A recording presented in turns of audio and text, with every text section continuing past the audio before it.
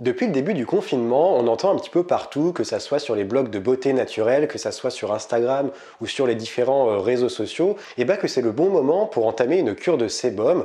Alors c'est vrai que durant le confinement, on voit peu de monde, et c'est vrai que faire une cure de sébum, ce n'est pas forcément très esthétique. C'est la raison pour laquelle on entend beaucoup de personnes nous dire en ce moment que c'est justement le bon moment. Alors est-ce que c'est vraiment le bon moment pour entamer une cure de sébum durant ces prochaines semaines et durant cette période de confinement? Je vais répondre à cette question dans cette vidéo en t'apportant mon avis et mon point de vue, et bien entendu il s'agit que de mon avis, mais je pense que ça peut quand même t'intéresser. Juste avant ça, je tiens à te rappeler que tu peux rejoindre mes emails privés si tu veux davantage de conseils concernant ta routine de soins, ta routine visage, ta routine capillaire, que ça soit également dans des conseils dans le choix de tes cosmétiques, de tes produits naturels, et également des conseils concernant ton alimentation afin d'aller vers une alimentation plus brute, une alimentation plus saine, et également faire de ton alimentation une priorité sans pour autant que tu dépenses tout ton argent là-dedans, puisque le créneau de ma chaîne, c'est manger sainement sans se ruiner, prendre soin de sa santé sans se ruiner tout simplement. Donc si tu souhaites accéder à mes emails privés, c'est totalement gratuit de A à Z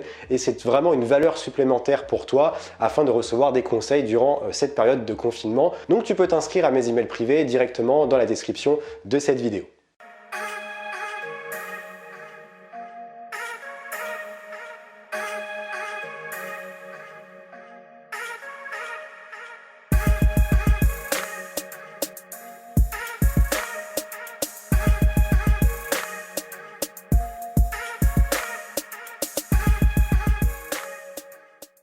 Cette période de confinement est-elle le bon moment pour entamer une cure de sébum? Alors d'après mon simple avis, moi j'aurais tendance à dire que oui. Si tu as envie de te lancer dans une cure de sébum, fais-le, profite de ce moment justement pour t'engager là-dedans et pour faire une cure de sébum. Parce que déjà, comme je te le disais en début de vidéo, le confinement va sûrement durer jusqu'à fin avril, début mai. Donc c'est-à-dire que pendant un mois, tu vas voir peu de personnes. Et c'est vrai que lorsqu'on entame une cure de sébum, forcément que de manière esthétique, ce n'est pas forcément très agréable. On ne peut pas faire toutes les coupes que l'on souhaite et je vais en reparler dans cette vidéo. Alors c'est vrai qu'une cure de sébum, normalement une cure de sébum doit durer un mois, mais si tu tiens déjà voire 2 semaines, tu pourras déjà percevoir des bénéfices et des nettes améliorations sur tes cheveux. Donc si tu n'arrives pas à tenir un mois entier mais que tu tiens uniquement 1 à 2 semaines, c'est déjà pas mal, ça peut déjà avoir ses effets. Entamer une cure de sébum ne s'improvise pas. Et avant de te lancer dans une cure de sébum, il faut prévoir plusieurs choses, te munir déjà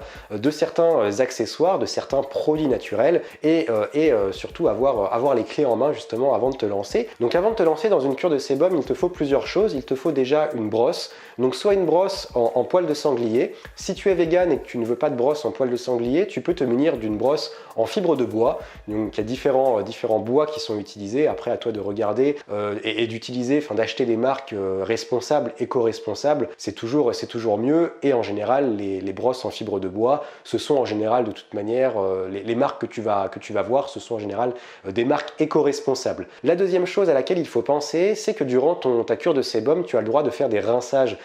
C'est d'ailleurs ce qui va te permettre justement de tenir sur le long terme, c'est-à-dire que tu n'as pas le droit, et on va en reparler tout à l'heure, mais tu n'as pas le droit de te laver les cheveux avec du shampoing, de l'après-shampoing, etc. En revanche, lorsque tu vas à la douche et que tu te laves le reste du corps, tu peux à la fin de ta douche faire un rinçage au vinaigre de cidre, au bicarbonate de soude ou faire un rinçage avec des huiles essentielles antibactériennes comme l'huile essentielle d'arbre à thé ou l'huile essentielle de citron. La dernière chose également à penser avant d'entamer une cure de sébum, c'est de te munir d'accessoires comme par exemple un foulard, un élastique, des pinces, tout dépend de la coupe de cheveux et du volume capillaire que tu as. Ça va te permettre tout simplement de relever tes cheveux. Durant une cure de sébum, il faut justement, la journée, c'est toujours mieux de relever ses cheveux afin d'aérer un maximum les cheveux.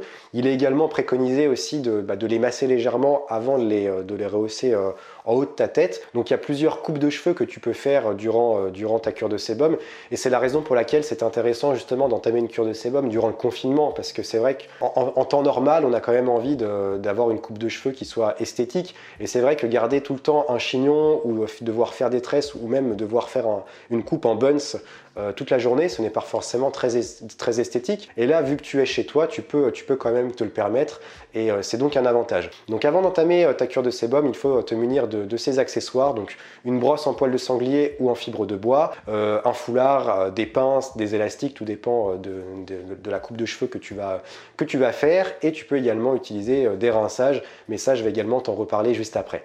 Maintenant, on va voir comment mettre en pratique une cure de sébum. Peut-être qu'en regardant cette vidéo, tu t'es décidé à entamer une cure de sébum durant cette période de confinement. Alors, comment mettre en pratique une cure de sébum? On en a déjà parlé, je t'en ai déjà parlé un petit peu dans cette vidéo. Donc déjà, une cure de sébum, pour qu'elle soit optimale, il faut qu'elle dure au minimum un mois, enfin même au minimum ou au maximum. Le temps idéal, c'est un mois. La deuxième règle lorsque tu entames une cure de sébum, c'est que tu ne dois pas du tout te laver les cheveux, que ça soit du shampoing, de l'après-shampoing, des shampoings secs, du no-poo.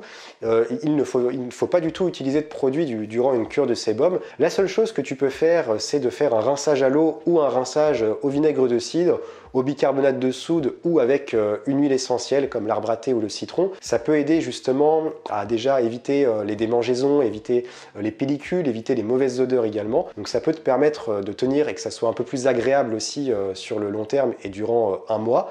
Parce que mine de rien, un mois c'est quand même assez long.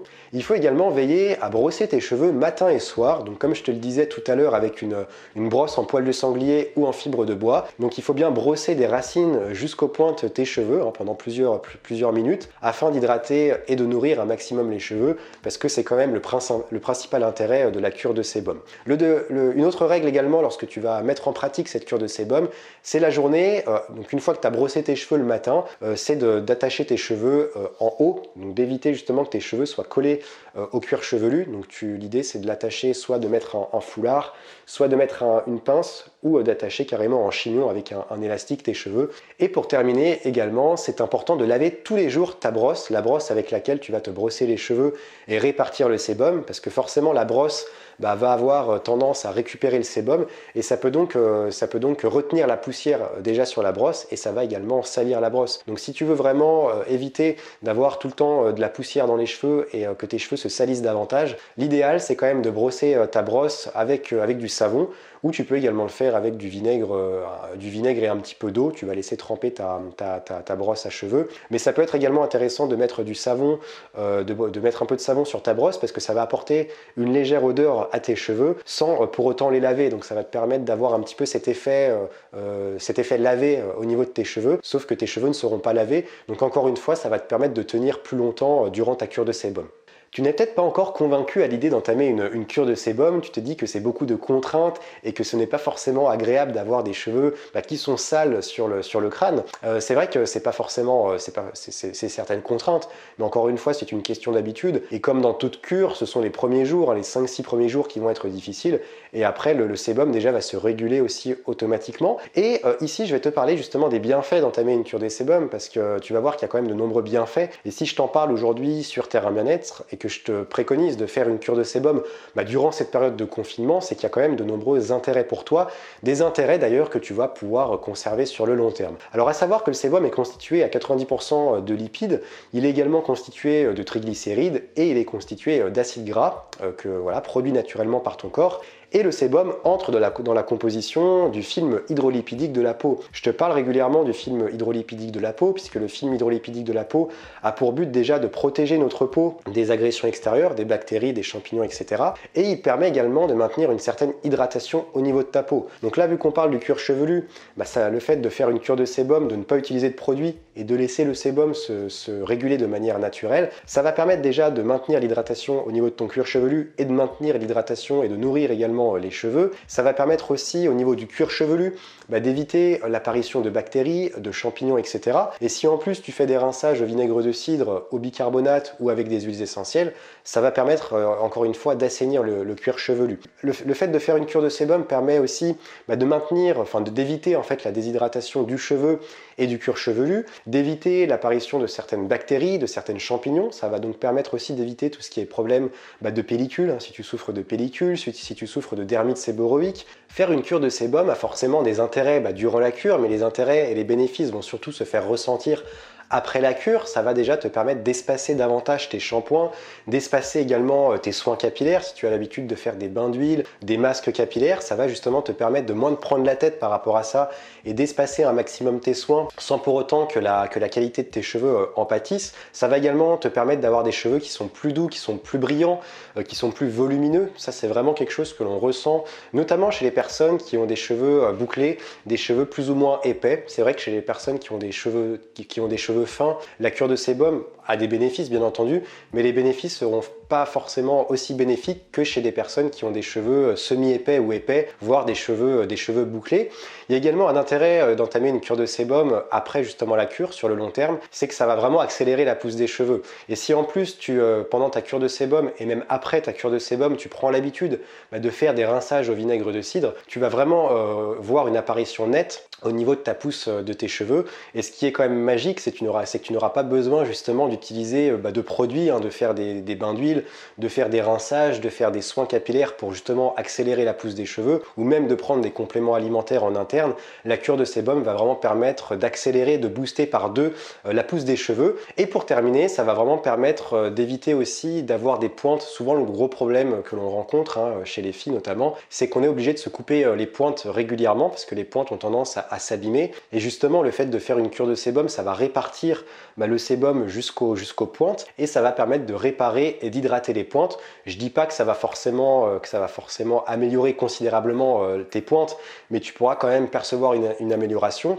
N'hésite pas à laisser un pouce bleu en bas de cette vidéo, à t'abonner à Terrain Bien-être en appuyant sur le petit bouton rouge là en bas de ton écran, à activer la cloche également pour être au courant des prochaines vidéos. Je vais sortir pas mal de vidéos durant le confinement justement pour t'apporter encore plus de conseils pour prendre soin de tes cheveux, pour prendre soin de ta peau et également pour adopter une alimentation saine. D'ailleurs, dis-moi dans les commentaires si tu comptes maintenant entamer une cure de sébum et si ce n'est pas le cas, qu'est-ce que tu mets en place durant le confinement pour prendre soin de tes cheveux? Quels sont les soins que tu mets en place? D'ailleurs, dis-moi aussi si tu as envie que je te partage des recettes de masques, des recettes de soins, des conseils pour prendre soin de tes cheveux durant cette période de confinement. Dis-moi tout dans l'espace commentaire. Pour terminer cette vidéo, je te rappelle également que si tu souhaites maintenant avoir davantage de conseils gratuitement, tu peux rejoindre mes emails privés. Je te partage des conseils concernant la sélection de tes soins, de tes produits naturels. Je te donne des astuces pour prendre soin de ta peau, de tes cheveux, en fonction également de la typologie de tes cheveux et de ton type de peau. Et bien entendu, je te donne également des conseils concernant ton alimentation. C'est totalement gratuit et je fais en sorte justement de partager des conseils